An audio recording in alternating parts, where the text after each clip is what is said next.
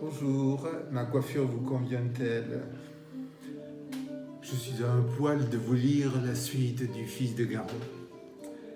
Quand jeunes lycéens, nous étions du premier service de cantine et nous avions trouvé le moyen d'occuper le temps restant de la pause prandiale en passant à travers la fenêtre avec des barres peu serrées pour les occulter des pissoirs, ce qui nous permettait au printemps de désescalader un mur de 2 mètres environ qu'il aurait été certainement difficile au retour de grimper sans de grandes difficultés. Il est toujours plus facile de descendre que de monter. Mais pour cette épreuve, nous avions la solution ailleurs et on la verra prochainement. La désescalade, elle, n'était donc pas trop difficile puisque j'y arrivais même.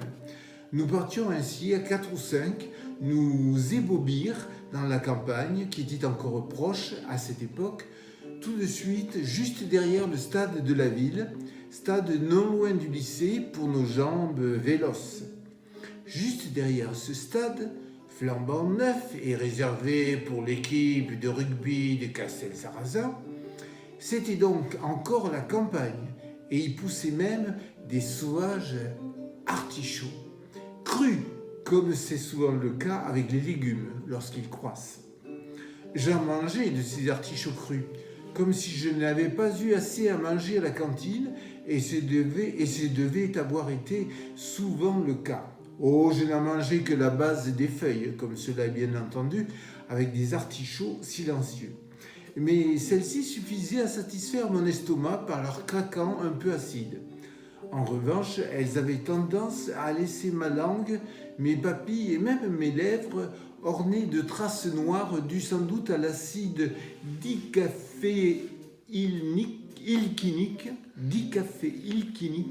mais le savais-je en ce jeune âge qu'il exista cet acide alors que, même aujourd'hui, je n'en suis pas certain, contenu dans ces feuilles. En revenant de notre escapade, que l'on appelait du verbe feinter, nous passions résolument et avec assurance par la porte d'entrée du lycée, porte ouverte à ce moment-là pour ceux qui, eux, avaient pu manger en leur famille et aller revenir au lycée pour assister au cours de l'après-midi.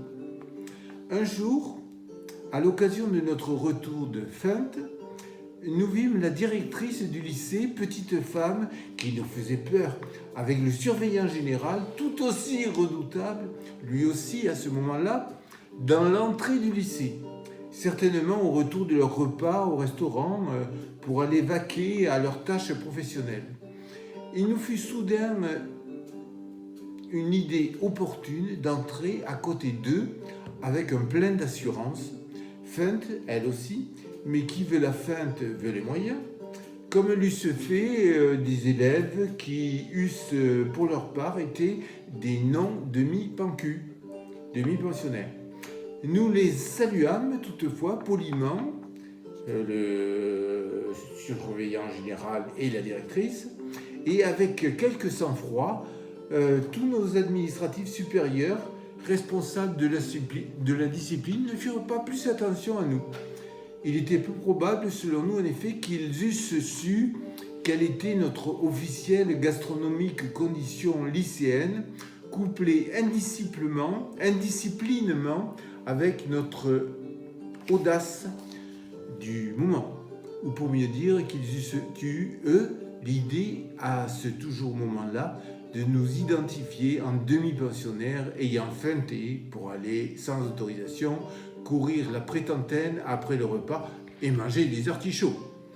Notre couverture pratique se trouvait en outre complète grâce à nos premières montres, cadeaux de communion, alors qui, à ces occasions de feintage, nous fournissaient l'heure à ne pas manquer pour ne pas risquer d'être surpris en retard.